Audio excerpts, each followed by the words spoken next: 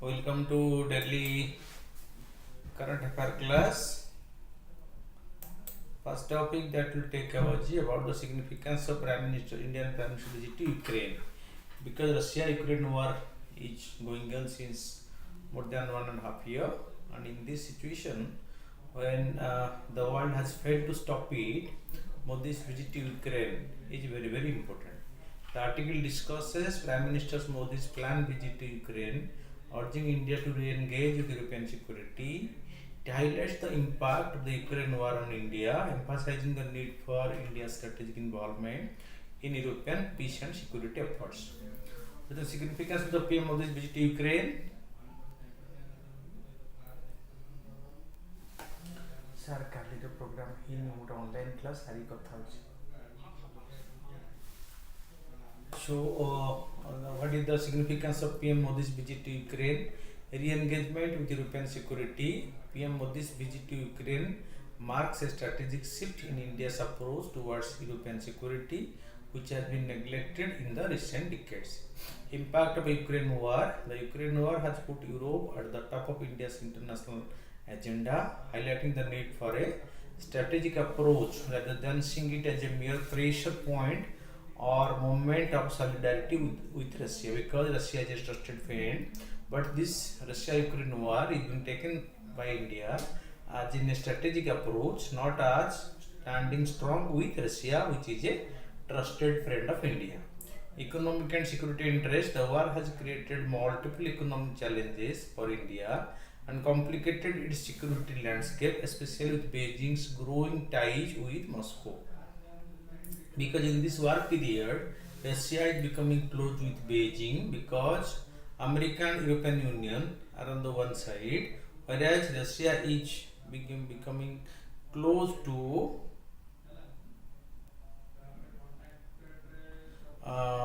China in this period, which has resulted in that, or rather you can say, promoting Russia to be close with China in the changed circumstances. Okay. Then broader foreign policy shift. Modi's planned visit to Kyiv, that capital of Ukraine, and his recent visit to Moscow indicates a strategic move towards active global diplomacy, enhancing India's role in European peace and security efforts. What are the geopolitical challenges Europe is facing? Internal divisions. Europe is divided on handling of the Russian threat, with Finland and Sweden joining NATO, while Hungary and Turkey pressure independent approaches. US relations. The US is divided on its approach to Ukraine, with different factions within the Republican Party either wanting to escalate or de-escalate the conflict. Many in the US want Europe to take necessary responsibility for its defenses. Because this war has proved that still in this 21st century, might is right. No diplomacy, no international pressure can work on a strong country like Russia. Chinese role. Europe is torn between criticizing China for supporting Russia and seeking Beijing's help to restrain Moscow. So both ways China has been dealt by the European countries. Need for defense capacity. Europe must build its own defense capacity, which requires unity and seriousness of purpose. This is a long-term challenge given the current geopolitical environment. Economic and security implications. The war has introduced significant economic challenges and security uncertainties, impacting not only Europe but also countries like India. Why should India invest in peace effort in Ukraine? Despite skepticism about the effectiveness of India's role in the peace efforts, it is beneficial for India to support these initiatives. The conflict impacts India economically and strategically, especially considering India's historical ties with Russia and the emerging partnership with the Western countries. A stable Europe can help prevent China from benefiting from conflict between Russia and the West. If the Europe is stable, then they can also be successful in controlling China. But Europe, as there is not clear cut.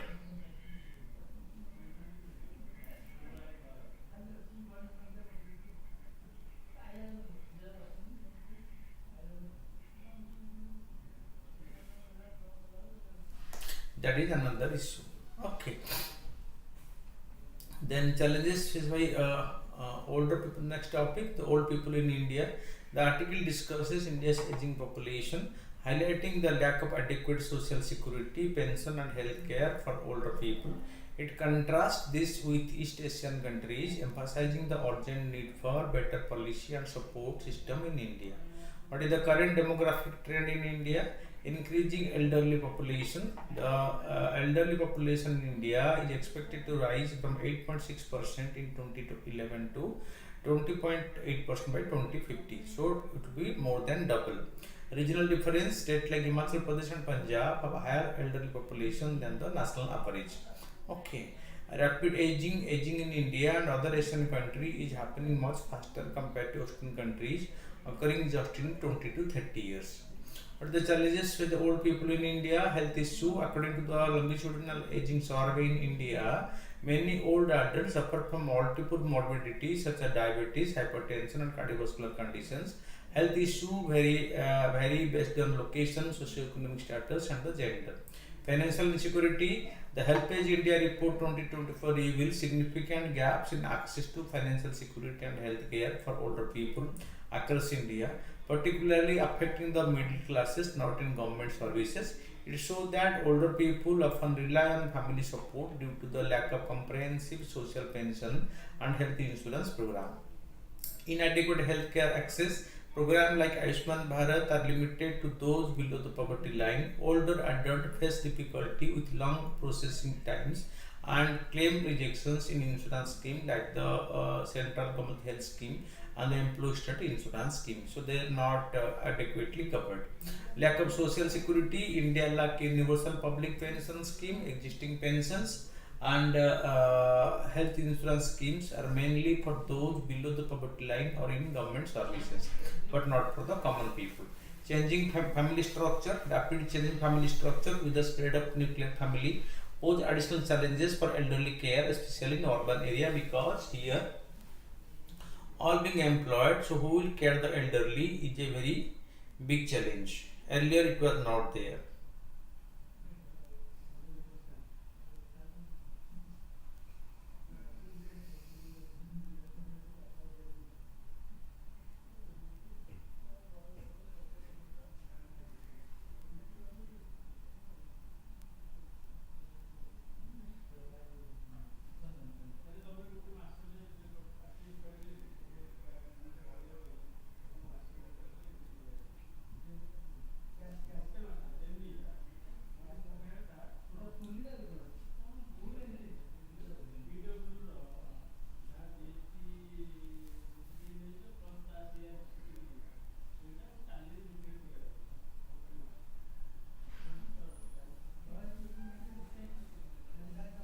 Okay, so what need to change in public policy? Public policy need to address the inequalities older people face in accessing financial and health services. As India's population continue to age, it is crucial to develop better support system for the healthy aging, not only to improve the lives of the elderly but to ensure societal stability as the demographic landscape shifts.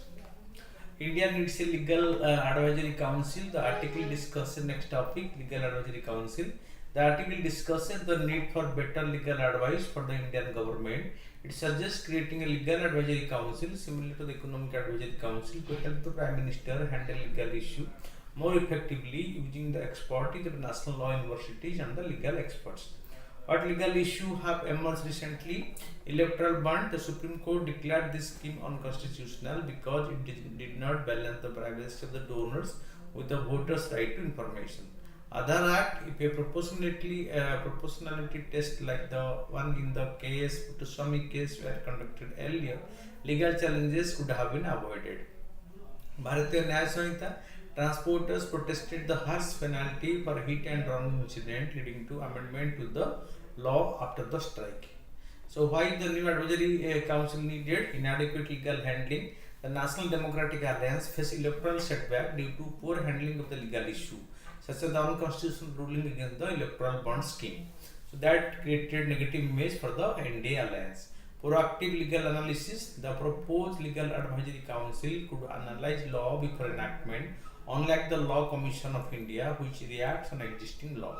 Limited LCI effectiveness. The Legal Council of India produced the law uh, the Law Commission of India produced only 4 reports between 2020 and 2024, with only 50% of recommendations implemented. So that is why its activity are limited. So what should be done? Establish a legal advisory council similar to the economic advisory council to the finance minister to provide proactive legal analysis and advice to the prime minister. Utilize national law universities, harness their expertise in legal research to help draft law that are both constitutionally viable and socially acceptable. Anticipate legal challenges, conduct early legal assessment of on new law to prevent issues like those with the Aadhaar Act and electoral bond schemes. Okay, so this is why the need of the Legal Council of India is more felt right now, because in India it is a known fact that government is the largest, you can say, mostly involved in the legal matters.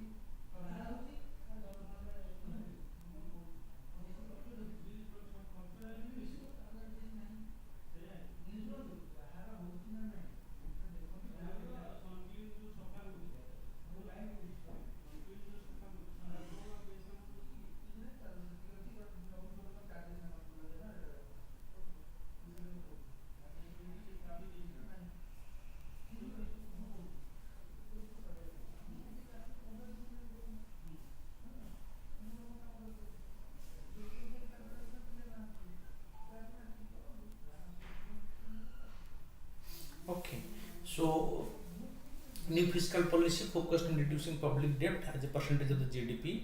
It emphasizes sustainable public finance over the medium term rather than just annual fiscal deficits to ensure economic stability. Shift in focus, India aims to move from controlling the annual fiscal deficit to reducing public debt as a percentage of GDP. Current debt level, India's public debt is around 58% of GDP, 18% point higher than the ideal level. Approach to debt reduction, the government plans to lower this ratio by achieving higher nominal GDP growth compared to borrowing cost and cutting the primary deficit. Historical context, India has relied on high growth to manage public debt, but this approach may not be sustainable in the long term. How will this impact the economy? Debt reduction goal, the government aims to reduce public debt from the current 58% of the GDP. High growth, historically India has relied on high nominal GDP growth to manage the debt. Fiscal management, both high growth and reduced government borrowing cost help lower the debt. Primary deficit cut, the government may need to cut its primary deficit to achieve the debt reduction. So government must cut its expenditures. Economic growth and borrowing cost. Effective debt reduction depends on maintaining a high nominal GDP growth rate compared to the cost of government borrowing. Historically, India has relied on high growth rate and relatively low interest rate to manage the debt. Fiscal prudence. The NK Singh committee highlighted that relying solely on high growth is not enough. Fiscal policy must also actively work to reduce the primary deficit. Communication. Shifting focus from the annual deficit target to a sustainable public debt ratio is complex and requires clear communication to the private sector. What should be done? Shift focus to public debt ratio. The government should prioritize reducing public debt as a percentage of GDP, currently around 58%, rather than focusing solely on the annual fiscal deficit.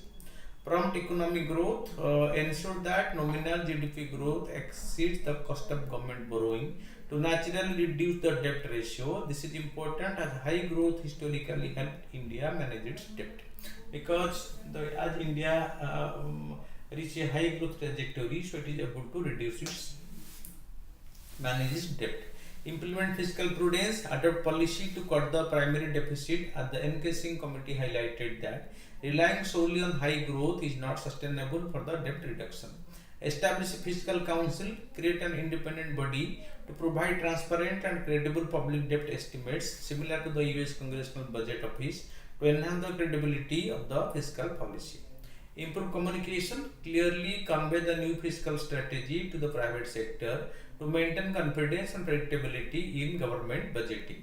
Utilize flexibility. Use the escape clause in the Fiscal Responsibility and Budget Management Act (FRBM) Act law during the economic crisis to support the economy without rigid borrowing limits.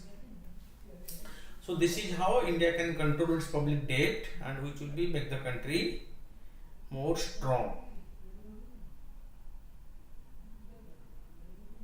in times to come.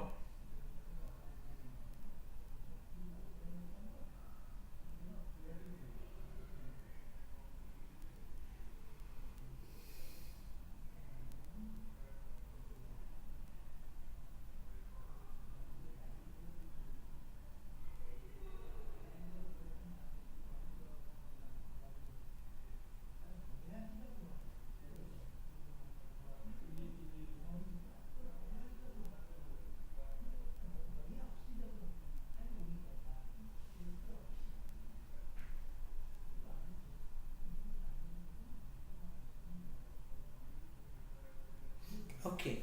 Then Agriculture Research and Development in India 2024 Indian Budget. The Indian Budget emphasized transforming agriculture research to boost productivity and develop climate resilient crop. Funding for agriculture and allied activity increased by 8% to about 1.52 trillion, with the Ministry of Agriculture and Farmer Welfare getting 4.5% boost from the last year's estimate. That means it get higher allocation than the last year allocation. So under investment in R&D, the budget for autonomous research bodies under the ministry was cut by 2%. This highlights a mismatch between the focus on improving agricultural research and the actual funding decision. Research for the Indian Council for Research on International Economic Relations so that India's agriculture research intensity with measure of R&D spending relative to agricultural GDP has dropped from 0.75% in 2008-9 to 0.4%. This is significantly lower than Brazil's 1.8 and Chinese 0.6%. That means India is spending less on agricultural research in the changed circumstances. Impact climate change. The agriculture sector is highly affected by climate change, which can impact food security. For example, in 2023-24, overall GDP growth by 8.2%, agricultural GDP only grew by 1.4%, down from 4.7% the previous year. This decline is partly due to poor monsoon conditions and the El Nino, where the extreme heat condition are the prevailing situation. And climate change is expected to cause more extreme weather like uneven monsoon, flood and drought. The economic survey forecast that wheat yield could drop by 19 to 19.3% by 2050 and 40% by 2080. Worsening food security and inflation as the population grows. Extreme weather, including irregular monsoon and supply chain disruptions, were key factors driving food inflation last year. What is the significance of investment in agricultural R&D? The research shows that each rupee invested in agricultural R&D return 11.2 times. Each rupee for more than the return from fertilizer, the power subsidy. This indicates that shifting fund from this subsidy on agricultural R&D could be highly beneficial. So again, so each rupee invested in agricultural R&D returns 12.2 times. So instead of providing this subsidy, rather spend more on the research that can result in higher yield. Way forward, investing in agricultural research will help India's agriculture adapt to climate change, creating a more resilient and sustainable food supply over the time. Okay, next is shift towards employment generation. In 2024 budget speech represented by major shift focusing mainly on employment, this change shows the government's recognition of the budget urgent job crisis that has been a key issue in recent political debates. The article highlights that high youth unemployment is a serious threat to India's long-term growth, according to rating agencies. It stresses the need to tackle this issue for sustainable economic development. What are the announcement made in the recent budget to address this job crisis? Employment package. The proposed 2 lakh crore package aims to assist 4.1 crore youth over 5 years through 3 employment linked schemes. 2 offer subsidy to hire new workers for at least a year, and the third encourages company to increase their hiring beyond last year's level.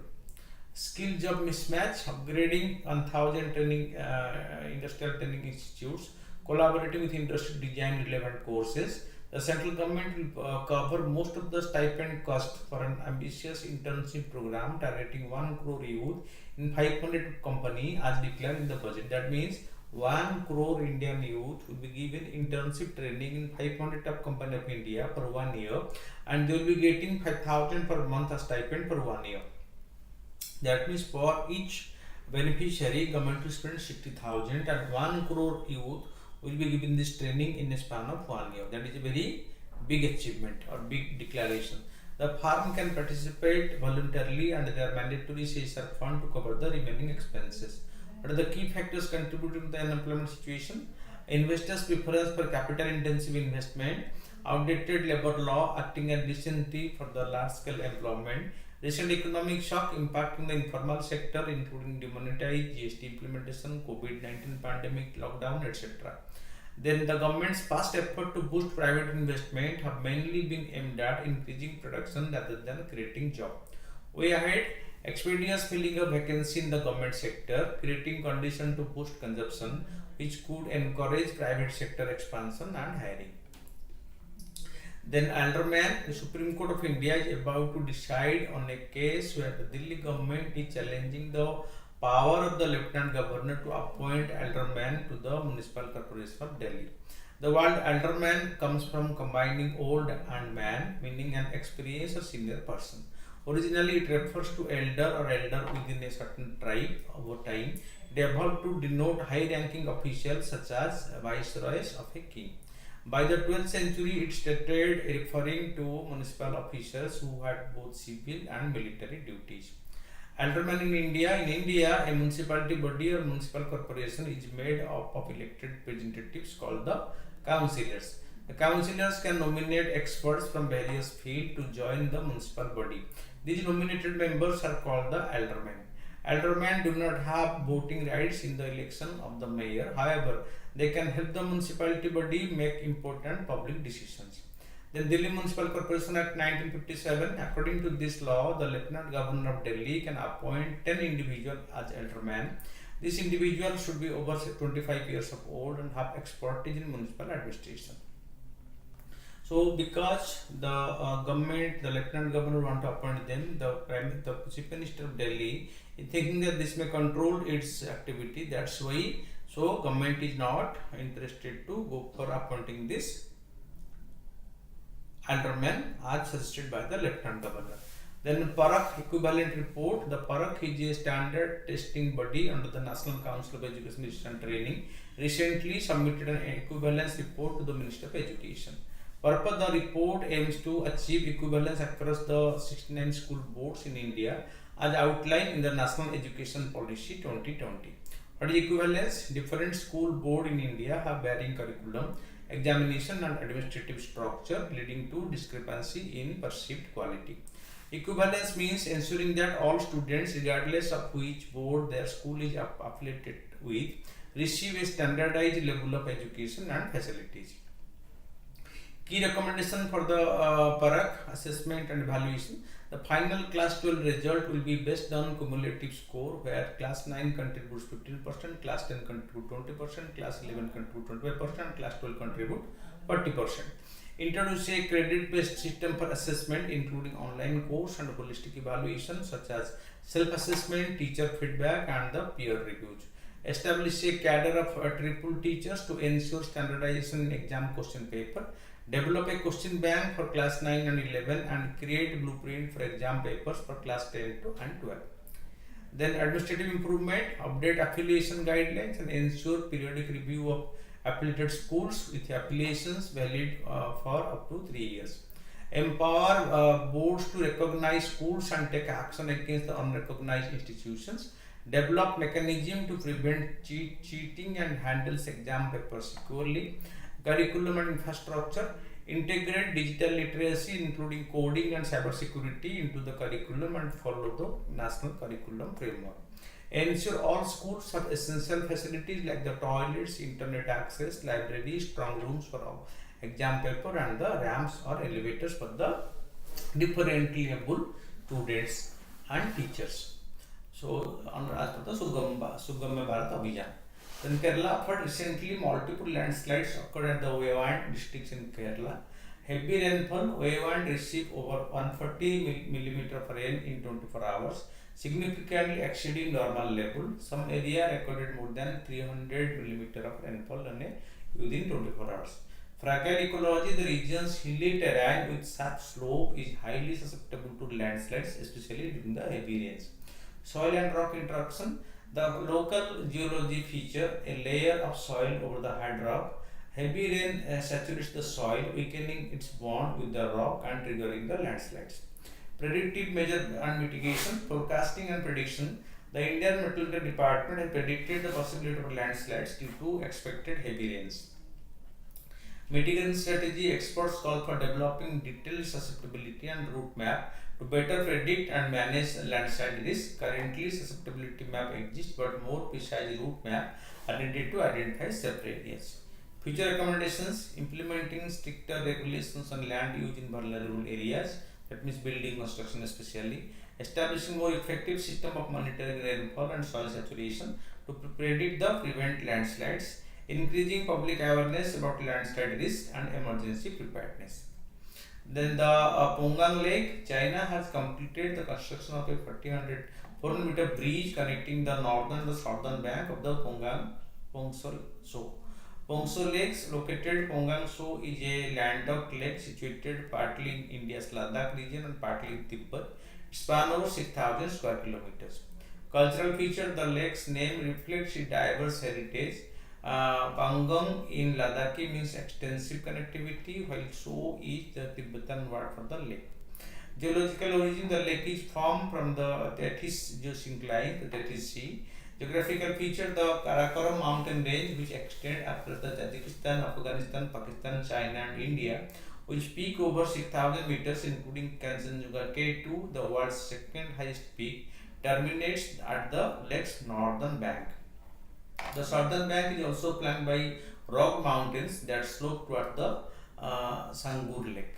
The lake's water, although crystal clear, is brackish and undrinkable, so lake. Then pumped storage hydrosphere, hydropower. Uttar Pradesh government has granted in principle approval for a 1200 megawatt pumped storage power project in the Sonabhadra district. The project will draw its water supply from the Son river. It aims to generate electricity for over 6 hours daily to meet the peak demand. Every day it will generate power for 6 hours to meet the peak hour demand, even in the evening. About the pumped storage hydropower is a type of hydroelectricity energy store. It is configuration of two water reservoirs at different elevations that can generate power as the water moves from the one to the other discharge, passing through a turbine. So it's like that. So upper reservoir and lower reservoir, here is the turbine. The water will be coming from the upper to the lower and the pressure of water rotate the turbine. Okay. and this is the turbine. Okay, other turbine pump. Then the transmission network. So the water will further come from the upper reservoir to the lower reservoir, and this way this will be, and this water will be supplied to the people. Then the pump. This is the pumped storage water. In the Gobi Desert, China is said to build the world's first nuclear power plant using the molten thorium salt in the Gobi Desert, aiming for operation by 2025. Okay, this is the Gobi Desert in China. Okay, bordering Mongolia. So it utilizes thorium instead of uranium as fuel. Unlike uranium, thorium must first be converted to U-33 in a reactor to produce nuclear energy. This station's reactor uses liquid salt or carbon dioxide for heat transfer and electricity generation, eliminating the need for water cooling and significantly reducing the risk of meltdown. It will also be the first molten salt reactors in the United States shut down its test reactor in 1969. About the Gobi Desert, located Gobi Desert, it is a vast arid region in northern China and southern Mongolia. It's known for its sand dunes, mountains, and rare animals such as the snow leopard and the Bactrian camel. In the Gobi Gurban Singhan National Park, the kangaroo elk sand dunes are said to sing when the wind blows. The park also features the deep ice field of the Whelan Arm Canyon. Dinosaur fossils have been found at the red climbing cliff of the VANIKIAS. Coming to the MCQ, discuss the necessity of establishing a legal advisory council as we discussed in the paper to the Prime Minister, similar to the Economic Advisory Council. The Legal Advisory Council is proposed to provide expert legal guidance to the Prime Minister of India. Similar to the Economic Advisory Council, it aims to anticipate and address legal challenges, ensuring the constitutionality and social acceptance of the law. The Legal Advisory Council could comprise eminent jurists, academicians, and researchers, enhancing legislative and policy making processes. Economic Advisory Council. The economic policy guidance. The Economic Advisory Council advises the Prime Minister on economic policy, helping to set measures to combat inflation and promote industrial growth, such as during the 2020 economic slowdown. Macroeconomic analysis. The Economic Advisory Council conducts in-depth macroeconomic analysis, providing insight into trends and potential economic outcomes. For example, it regularly reviews economic indicators like the GDP growth and the fiscal deficits. The show motor recommendations. The Economic Advisory Council can make show motor recommendations on economic issues, proactively suggesting reform and policy to the Prime Minister without specific request. Crisis management. The Economic Advisory Council play a crucial role in economic crisis management by recommending immediate and long-term measures to stabilize the economy, such as during the COVID-19 pandemic, how the economy of India can be stabilized. Periodic report. The Economic Advisory Council publishes report like the annual economic outlook, the review of the economy, offering detailed economic assessment and forecast to guide policy decisions. Necessity for establishing the Legal Advisory Council. Anticipating legal challenges. The Legal Advisory Council could foresee legal challenges in new policy, similar to how the Economic Advisory Council forecasts economic issues, preventing potential legal battles. Expert legal analysis. The Legal Advisory Council could offer detailed legal analysis of proposed law and policies. For example, it could review the constitutionality of the data protection law before their enactment. Policy validation. Ensuring policy are legally sound before implementation could reduce the risk of unconstitutional provisions. For example, issue in the VANIK-IAS 2023, improving governance. With expert legal advice, the government can navigate legal complexity more effectively, akin to how the Economic Advisory Council enhances the economic policy making of the government. Leveraging academic expertise. Utilizing national law universities' expertise, the Legal Advisory Council could provide the government with cutting-edge legal research and analysis, ensuring well-informed decision making. Because we have a number of national law universities, so the Legal Advisory Council can take the help of the national law university to threadbare discuss the provisions of the law before they are implemented or passed by the Parliament. Preemptive use identification. By identifying potential legal issue early, the LSC can prevent litigation and policy reversals. For example, it could have foreseen challenges to the electoral bond schemes that might not have led the government to suffer in the election. Enhanced policy formulation, the LSC could, Legal Advisory Council could assist in formulating policy that are legally sound.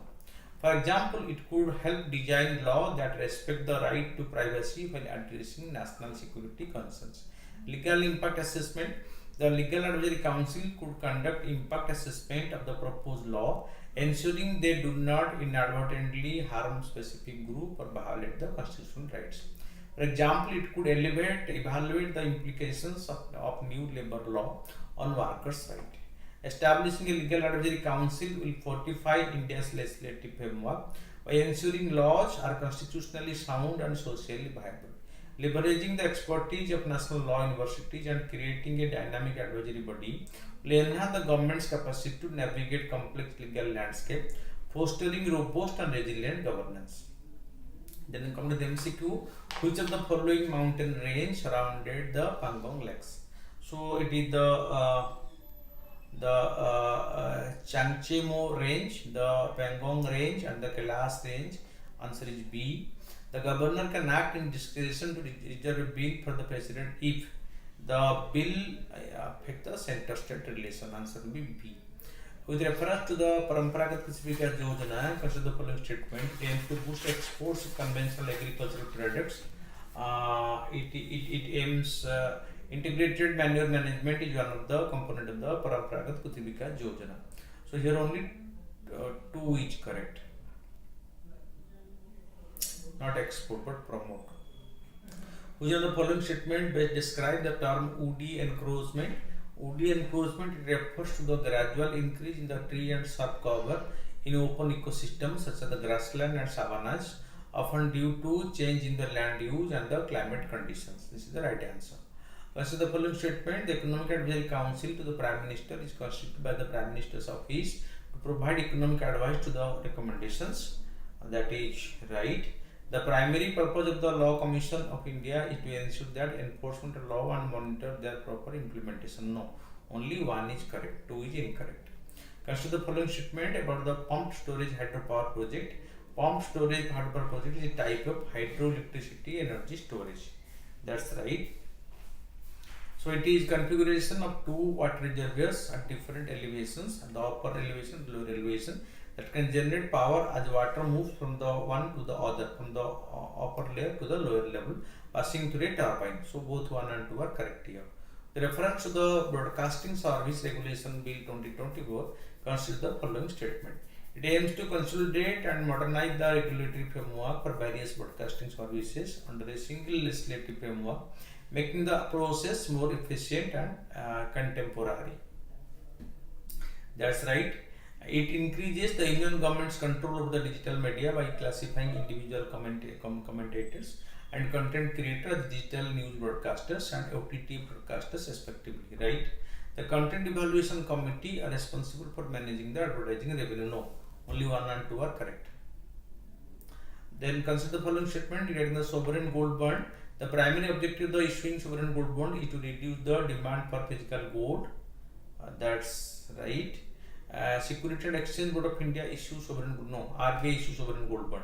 Only 1 is correct. Gobi Desert is in China and Mongolia. So spread over both China and Mongolia. China has major part. Extreme weather events can lead to which of the following public health issue? Heat-related illness, right? Vector-borne disease increase, right? Respiratory problem, right? Malnutrition, because food production will be affected, leading to malnutrition. So all the 4 are correct. So keep on watching regular, update yourself on a daily basis. Thank you for watching.